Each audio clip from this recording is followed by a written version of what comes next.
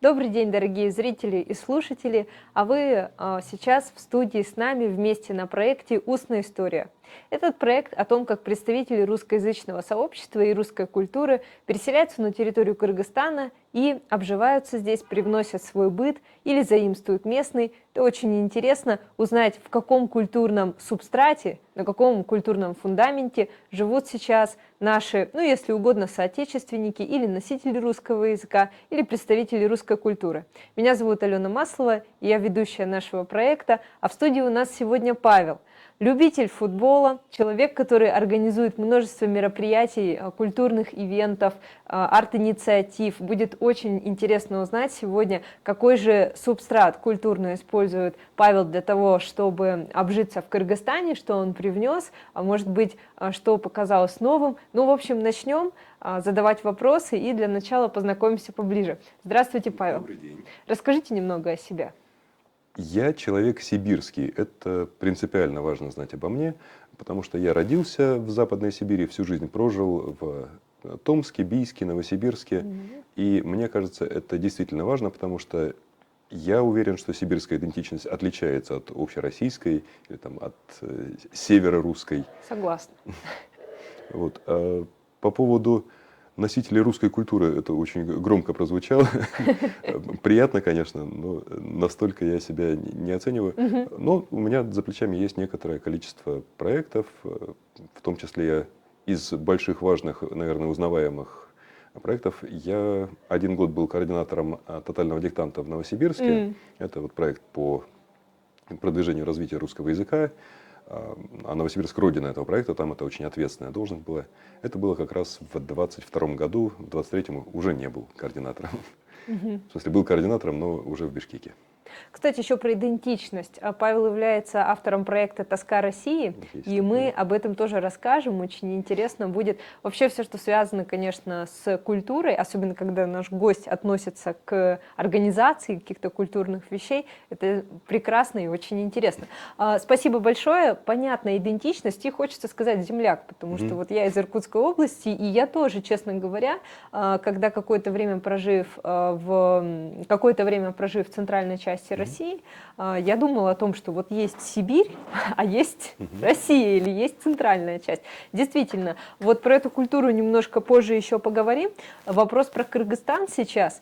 Вообще когда-либо раньше бывали в Кыргызстане до тех пор, пока переехали? Нет. Я ехал в незнакомое для меня место, ехал во многом наполненный стереотипами и там со слов разных людей, и стереотипами, которые, ну, в принципе, возникают у людей, живущих в России, и связаны с тем образом человека из Кыргызстана, с которым они встречаются в России. Это разные образы. Эта история с переездом в Кыргызстан и знакомством с людьми здесь лишний раз подтвердила мне, что жить и воспринимать мир стереотипами — это довольно глупая история. Не надо так делать, пожалуйста. Очень интересно. Вот стереотипы имеется в виду, что здесь, допустим, какой-то уровень развития, который мы думали, что там дореволюционный, извиняюсь, да? То есть, ну вот серьезно, мы думали о том, что... С одной стороны, действительно, Кыргызстан — это, ну если уж говорить по большому счету, это в некотором смысле провинция даже по меркам Центральной Азии. С другой стороны, уровень образования, например, количество образовательных учреждений, их качество и, ну, в принципе, уровень образования в каком-то смысле среднего человека в Кыргызстане, он, ну, не ниже, чем, Согласна. Ну, как минимум, в той Сибири, в которой я жил, там, в условном Бийске, Рубцовске. То есть, есть штука, о которой мало кто задумывается, и я сам не задумывался, пока не приехал сюда, что примерно все люди из Кыргызстана, ну, давайте говорить, примерно все кыргызы по меньшей мере двуязычные. То есть и владеют 2 языками из разных языковых групп, а это уже развивает гибкость мозга. Об этом как-то не задумываешься, но на самом деле это важно, это показатель. Много ли у нас с вами среди наших знакомых, вот с наших родных мест, которые достаточно свободно говорят на 2 языках из разных языковых групп? Ну, это как если бы там сибиряки свободно говорили вот на русском и на китайском, например. Ну, это не массовое явление. Да, спасибо за этот комментарий. Я полностью согласна. От себя могу кратко добавить, что когда мы приехали, мы тоже были удивлены, наши ожидания превзошли, конечно, стереотипы. Да? То есть действительно Кыргызстан прекрасная страна и огромное количество добрых, позитивных людей, которые хотели бы выстроить какие-то конструктивные отношения, поэтому дружеские или деловые, это действительно так. Вот, на мой взгляд, тоже, да. Спасибо за это. Что показалось, вот ваше первое впечатление, вы приехали, что показалось знакомым, что показалось странным, что, может быть, удивило, что вызвало смешанные чувства? Очень интересно. Показалось странным, мне до сих пор не то, что кажется странным, но меня немножко забавляет, умиляет и вот цепляет, что ли, этот бишкекский вайб, который состоит из очень, на мой взгляд, интересной смеси столичного и провинциального. То есть, с одной стороны, да, как я уже говорил, Кыргызстан в целом это довольно провинциальная страна, и Бишкек это, в общем, довольно провинциальная столица, ну, как минимум, по сравнению с теми же самыми Алматы или Ташкентом. И здесь, я надеюсь, никого не обижу, никому Америки не открою. То есть, центр города, который во многом там двух-трехэтажный, старенькая застройка, когда рядом с большим правительственным зданием может стоять двухэтажный барак прямо на фоне, это в самом-самом центре столицы, ну, это очень непривычно. Да, и в этом смысле достаточно простые нравы, достаточно простые взаимоотношения, все так.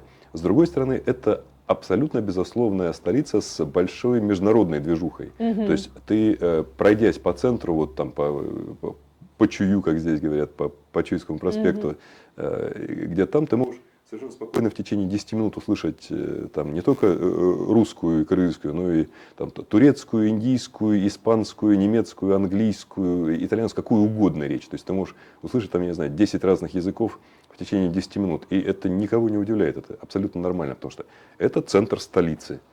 И вот это вот занятное сочетание столично-провинциального меня очень, очень цепляет, очень забавляет. Это мило. Да. Интересная штука по поводу безопасности и вот всех этих вещей была. Потому что, конечно, были опасения какие-то. Ну, ты в любом случае едешь в незнакомое место, ты переживаешь за собственную безопасность. И здесь некоторые местные ребята меня спрашивали, а ты чувствуешь себя здесь в безопасности, что-то еще? Скажу честно, я от совершенно незнакомых мне людей, где-то, ну, чаще в Каджисае, я там жил 1,5 месяца, когда приехал, это село на Иссыкуле, я от незнакомых людей слышал фразы или там предложения, они обращались: у вас все в порядке? Если будут какие-то проблемы, вот зайдите туда, мы все поможем решить. То есть людей, готовых помочь и сделать мое пребывание здесь безопасным, ничего вообще не зная обо мне, было гораздо больше, чем людей, от которых я испытывал бы какую-то опасность. То есть, скажу честно, там, в 90-е в Бийске, в районе сахарного завода ночью, я испытывал опасность всегда, потому что она всегда была там. Вот. И если тебе приходилось идти через тот район, ты понимал, что если будет не драка, то как минимум будет какой-то неприятный разговор для того, чтобы этой драки избежать. Здесь подобного ощущения у меня не было ни разу за вот 2 с лишним уже года. Очень интересно и очень откликается. Спасибо большое. Такой вопрос. Вы сказали про сибирскую идентичность. Почувствовали ли вы, что здесь Восток и Сибири, вот есть, вот я сейчас формулирую свой вопрос. Когда я жила в Сибири, мне казалось, что мы какие-то коллективные. Вот у нас какое-то комьюнити, чувство сообщества, чувство локтя, именно как взаимопомощи. Я не могу сказать, что этого нет в центральной части, но там все-таки, как мне показалось, больше европоориентировано и больше индивидуалистски. А вот когда сюда приехали, допустим, вот эта идея накрывать на стол, привнося много блюд, нарезая маленькими, значит, мелкими кусочками разные блюда, да, это интересно. Так же, как вот в юртах, например, традиционно, да, прием пищи, вот у нас у сибиряков также устроено. Потом, ну, если угодно, тоже, там, я не знаю, может быть, в баню люди ходят или что-то такое, да, то есть вот что-то, какие-то коллективные практики. С банями, к сожалению, здесь сложно. Ну, Их сильно меньше. Вот это то, чего реально не хватает человеку сибирскому, это хорошие бани. Здесь есть хорошие бани, но они неприлично дороги, а такого простого, большого пласта, просто хорошие бани, их, к сожалению, нет, но, надеюсь, найдем. Либо построим. Вот как пример сибирской культуры, да, то есть я здесь хотела показать, говоря о вот этих реалиях, называя их, что в Сибири какая-то своя атмосфера, вот она есть. Нет, ну, связь Сибири с Кыргызстаном, она обусловлена еще и исторически, потому что, ну, собственно, кыргызы сюда, в район Тяньшаня, переселились из Сибири, и там у них достаточно долго было ханство, ну, то есть то, что называется енисейские кыргызы, на самом деле, это, вернее, называть сибирские кыргызы. По этому поводу, кстати, мой земляк и знакомый профессор Виктор Козадой, Виктор Иванович, пишет там уже вторую книгу, то есть первая была посвящена князю Эринеку, сейчас пишет вторую, собственно, про историю сибирских кыргызов, про их цивилизацию. Там, ну, он такой противоречивый, немножко провокативный человек, который его идеи дразнят людей, но в целом фактическую часть он собирает достаточно точно и преподносит вполне себе корректно. То есть здесь ничего удивительного, что эти две культуры связаны между собой. Там, говорить о сибиряках как совсем о единой культуре, ну, тоже не знаю, насколько корректно. Я не изучал просто этот вопрос. Мне хочется верить, что корректно, но я это не изучал, у меня нет по этому поводу данных, только личные ощущения. Да, вот, собственно, о личном ощущении я тоже говорила. Спасибо за это, очень интересно. Вот вы занимаетесь культурными проектами. В том числе. И все никак не могу дождаться «Тоску России» обсудить. Но хорошо, вот сейчас мы поговорим сначала о культурном субстрате. Вот что показалось схожим в привычках, может быть, в общественном устройстве, может быть, в каких-то традициях, да, то есть привычках современных, а традициях уже, допустим, исторических. Вот что показалось, что привнесено, допустим, из России или из русской культуры? Ну, не из России, конечно, из Советского Союза, здесь мы имеем в виду, да? А что показалось, ну, прям совсем культурспецифичным, и какое у вас к этому сформировалось эмоциональное и бытовое отношение? Мне кажется, что ну, довольно очевидно, что кыргызское общество, как и российское, там, до поры до времени, меняется. То есть у старшего поколения, это, конечно, поколение советское, и это для меня люди с узнаваемыми шаблонами мышления, с узнаваемыми подходами. Они не всегда мне нравятся. От некоторых из них, с некоторыми из них я тоже жил, родился и был воспитан, но от каких-то из них с годами мне пришлось отказываться, иногда это было болезненно. То есть вот это то, что такие условно имперские шаблоны, которые ты даже не всегда получается отрефлексировать их, иногда без усилия на автомате, иногда это приходится делать вот с большим усилием. Ну, там самые базовые, простые примеры, там, как правильно говорить, там, Алма-Ата или Алматы, Киргизия или Кыргызстан. Ну, и здесь есть два подхода, оба имеют право на жизнь, что вот есть там русский язык, есть самоназвание. Про все это мы неоднократно обсуждали, в том числе и с местным релаканским сообществом, в том числе и с филологами, там, из тотального диктанта или там, с хорошими редакторами сибирскими, новосибирскими. Это вопрос, который пока не имеет однозначного и правильного для всех ответа, но я думаю, что со временем он выработается. По поводу отличий, я точно могу сказать, какое отличие от современной России меня здесь, ну, как говорится, триггерило, что ли, но в хорошем вполне смысле, то есть без агрессии. Я сначала не мог понять, что вот когда идешь по улице, встречаешь много людей, что так вот чувствуешь отличие просто людей.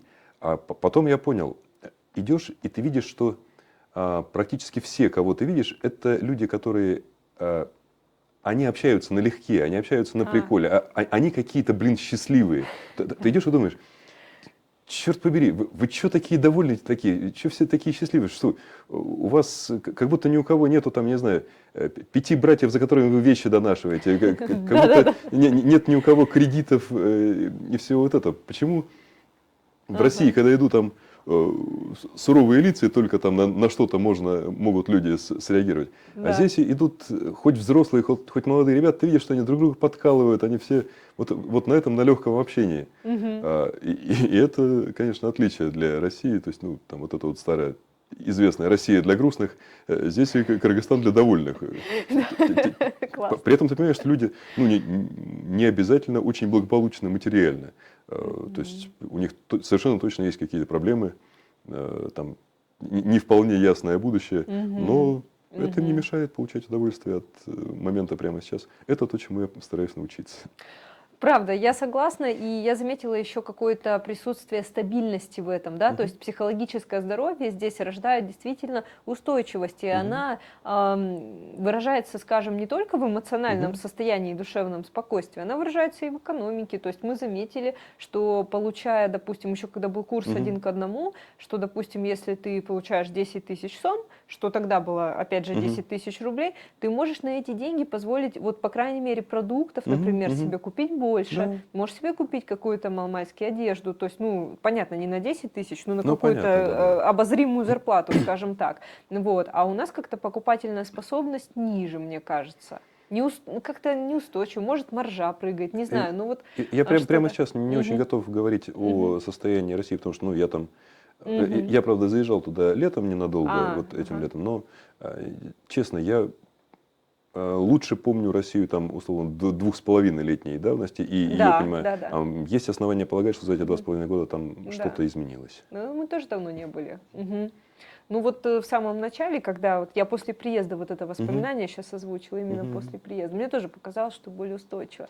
Интересно. Вот такой вопрос, связанный с, конечно, природой, потому что все освещают и подчеркивают достоинство кыргызской природы. Уже успели где-нибудь побывать? Я сразу успел побывать, то есть я первые 1,5 месяца, когда приехал, я жил не в Бишкеке, я вот как раз доехал до Каджиса, я на машине ехал из России, и 1,5 месяца я жил там на Иссыкуле, а это был уже октябрь и начало ноября.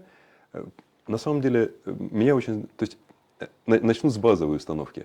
Я глубоко уверен, что Кыргызстан страшно недооценен в смысле туристического потенциала. То есть, потому что туристический потенциал Кыргызстана — это далеко не только Иссык-Куль, и совершенно точно не только в то, что здесь называется сезоном. Потому что то, что здесь принято называть сезоном, для меня это довольно плохой сезон. Сезон — это когда очень жарко, это условно там июль-август, и когда единственное, что можно делать, это валяться желательно в теньке возле Иссык-Куля, и когда перегреваешься, время от времени нырять в озеро. Все, больше заниматься нечем. Потому что ну, душно, жарко. На самом деле для меня... А здесь огромное количество мест для хайкинга, для вот каких-то достаточно разной сложности походов по горам. Куча красивейших горных озер, куча красивых вот мест типа Сказка, где выходят разноцветные горные породы. Очень похожее место есть, собственно, в самом Каджисае. Там как будто хребет дракона выходит разноцветный наружу. Красотища сказочная. И все это как раз лучше смотреть там, ну, с апреля по июнь или там в сентябре-октябре, потому что температура еще комфортная, дышится прекрасно, солнышко горное активное нагревает великолепно, загораешь хорошо, но ты не можешь ходить, можешь дышать. Ну и, собственно, в октябре в Иссык-Куле я купался. То есть там не то, чтобы плескался как дельфин, но зайти минутку поплавать, выйти, ачивка выполнена, это возможно. В жаркий день после обеда, когда солнышко поактивнее, ну это вполне приемлемо.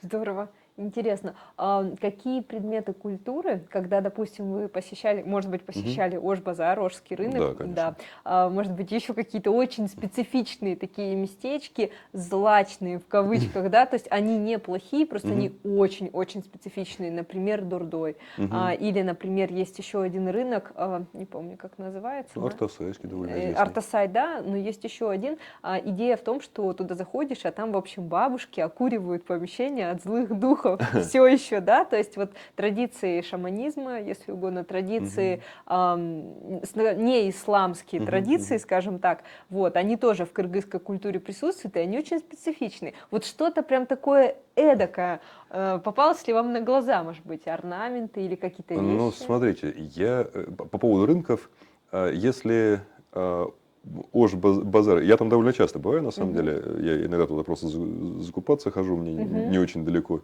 и меня не пугает, то есть, ну, это прикольно. Там как раз самое интересное зайти вот в дальние глубинные ряды, где торгуют разными этническими товарами. То есть я очень хочу себе хороший чапан зимний, потому что это просто классная стильная штука. Вот. И вот туда заходишь, там уже кыргызскую речь слышно гораздо чаще, чем русскую. То есть на русский с тобой перейдут только если ты начнешь говорить по-русски.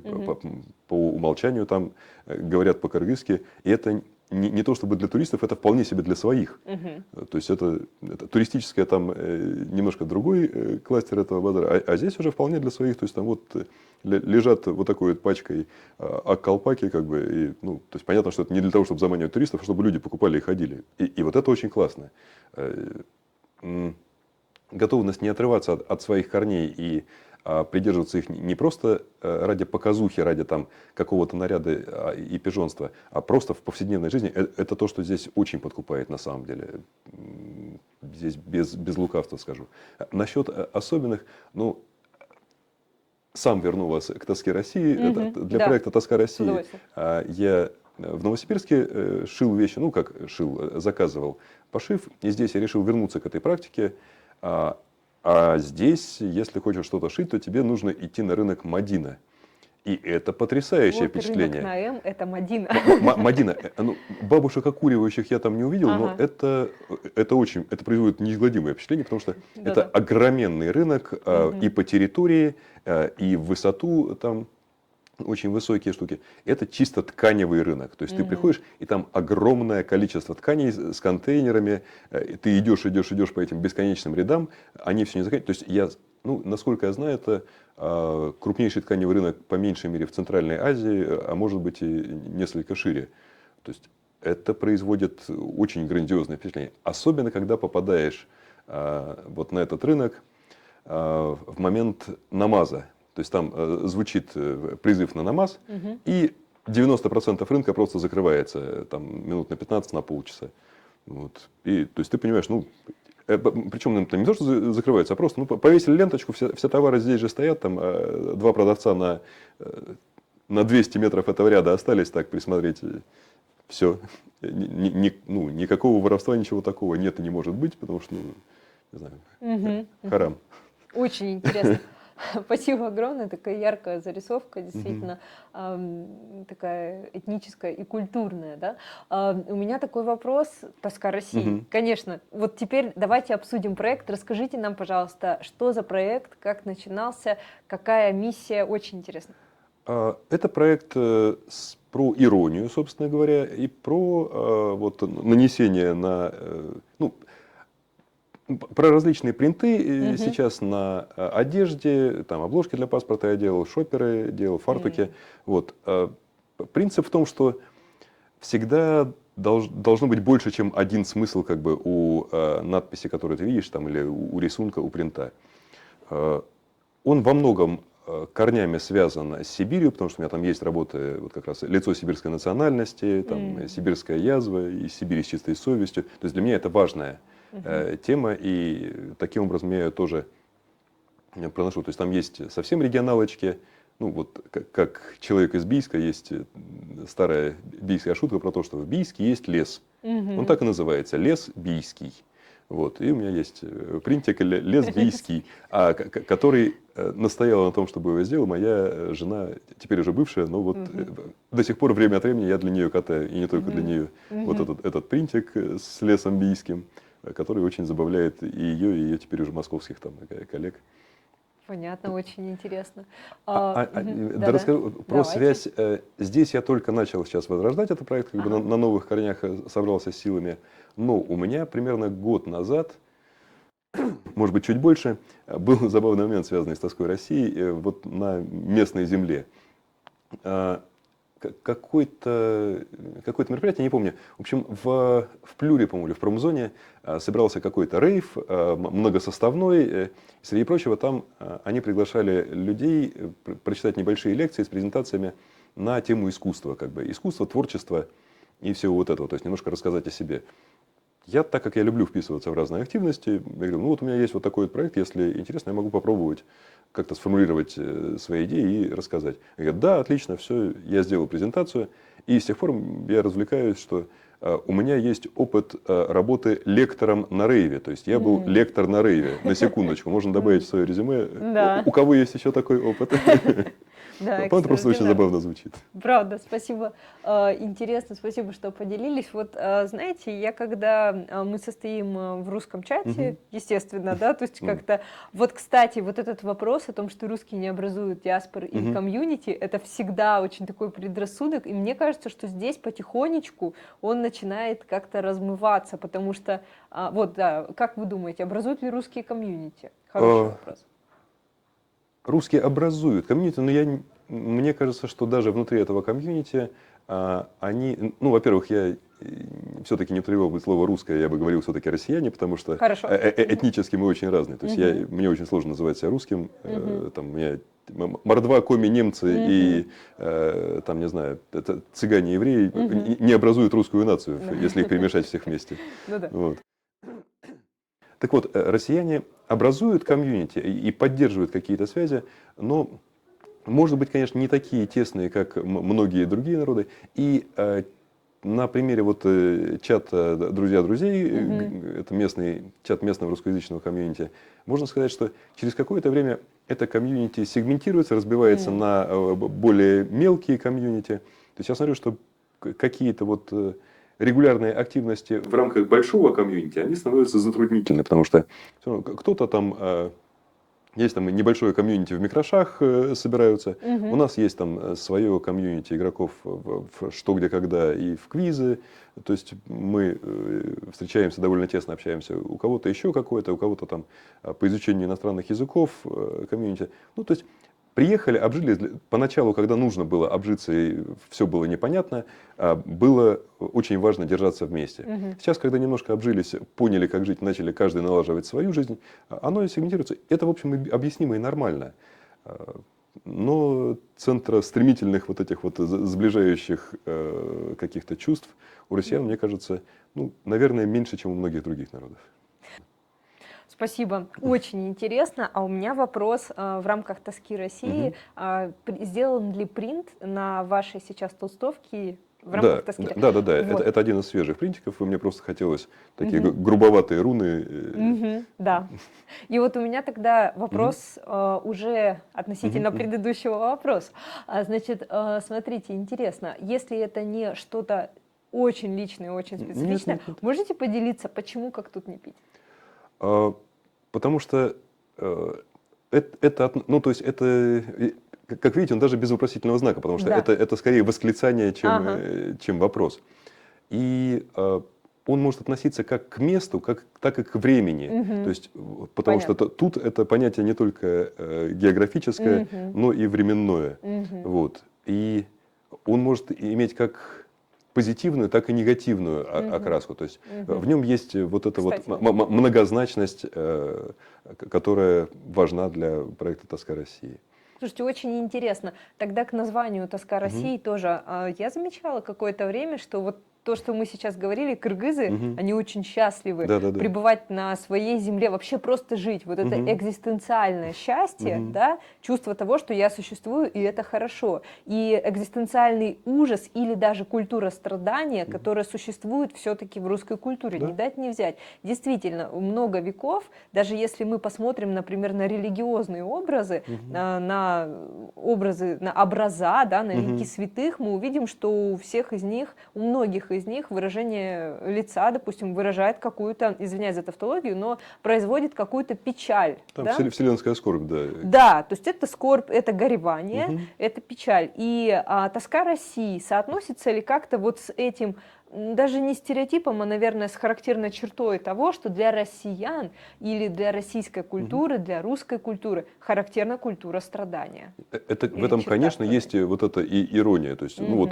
как раз про «Россия для грустных». То есть, надо объяснить, что этот проект родился в 2019 году, уже достаточно давно, когда, по моим ощущениям, еще было гораздо больше места для иронии. С тех пор вот это пространство для иронии, вот эта серая зона, когда можно и в плюс, и в минус что-то воспринимать, она, конечно, схлапывается. И у меня было ощущение, что в какой-то момент она схлопнулась совсем. А потом, ну, жизнь продолжается, мы как-то умеем переживать любые события эмоционально. И сейчас кажется, что это пространство снова надувается или, не знаю, оптика стала покрупнее, я присмотрелся и понял, что оно там где-то все-таки есть. Вот. Да, конечно, это связано со стереотипным восприятием России как место, вот, ну, среднерусская тоска, про которую пел БГ, если ничего не путаю. Да? Да, два финальных вопроса. Очень интересное интервью. Как вы объясняете для себя счастье кыргызов? Почему? Не знаю, не просто ответить. Мне кажется, в этом смысле мне очень нравится шутка, она не напрямую связана с вопросом, но, кажется, немножко приближает нас к ответу. Эта шутка, но мне кажется, очень удачная. По поводу того, что как отличить кыргыза от казаха. Так. И говорят, кыргыз это тот же самый казах, только без понтов. Как бы. Ну вот национальная, вот эта близость к земле, к своим прямо корням, природным корням деревенским, что ли, мне кажется, она оставляет вот эту простоту, что ли, которая позволяет смотреть на мир прагматически, без лишнего интеллигентского драматизма вот этого. То есть не смотреть на мир, что «ах, мир полон ужаса и тоски». Мир довольно прост. Ну, и это во многом проявляется. То есть, ну, там та же самая знаменитая, не знаю, необязательность ребят в местном вообще сообществе. Ну, то есть, если мы договорились на 12, а я не приехал сегодня на интервью, например, к 12, это я уже местным духом проникся. Как бы. Уже бырса. Ну, да. Ну, ничего страшного, никто же не умер, как бы, все порешали. Чего по этому поводу драматизировать и заламывать руки? Все в порядке, проблемы не произошло. Я согласна. Очень интересно, еще раз повторяю, потому что действительно энергетика сейчас в студии производит такое очень эмоциональное, наполненное такое впечатление. Очень интересно. Значит, еще такой вопрос, и он последний. В плане быта показалось ли что-то удобным, неудобным, привычным, непривычным, доступным, недоступным? Что скажете? Как вы обживались? Есть ли какая-то история из этого? Не, мы обживались довольно просто. Мы с товарищем, с которым на самом деле заочно были знакомы, но очно познакомились только здесь, мы решили, что нам комфортнее будет снимать квартиру вдвоем. Там, мы за это время поменяли 3 квартиры, сейчас 3-ю нашли, там вроде как все устраивает и нас, и лендлорда.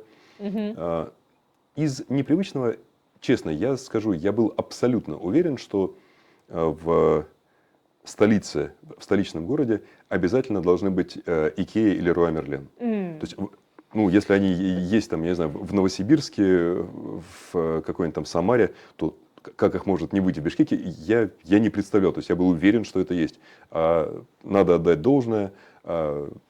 Икея и Леруа Мерлен решают массу проблем. То есть, если тебе нужно купить много разных шелогушек, там, чего-то еще, ты собираешься, едешь туда и в одном месте эти проблемы решаешь.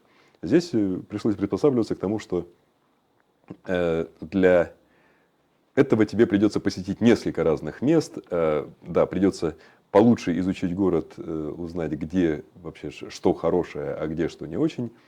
То есть отчасти научиться ходить и понять географию великого и могучего Ош-Базары, ну, в смысле, Ошского рынка, потому что там можно потеряться, вот, но и найти можно примерно все. Это я еще не доезжал до Дордоя, то есть я понимаю, что это нужно выделить день, а лучше неделю, как бы приехать туда с палаткой и, в общем, где-то там жить. Нет, в целом все хорошо.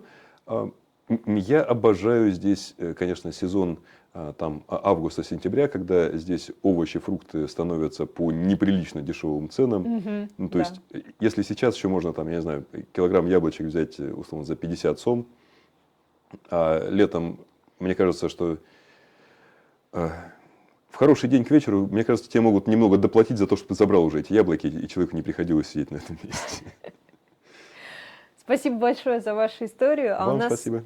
А у нас в студии Павел сегодня, автор проекта «Тоска России», автор также многих активностей культурных, общественных, поэтому мы очень рады сегодня пообщаться именно про культурный контекст. А с вами проект «Устная история», проект о русскоговорящих представителях русской культуры, которые обживаются на территории Кыргызстана. И я, Алена Маслова, ведущая. Увидимся в следующих выпусках. Пока!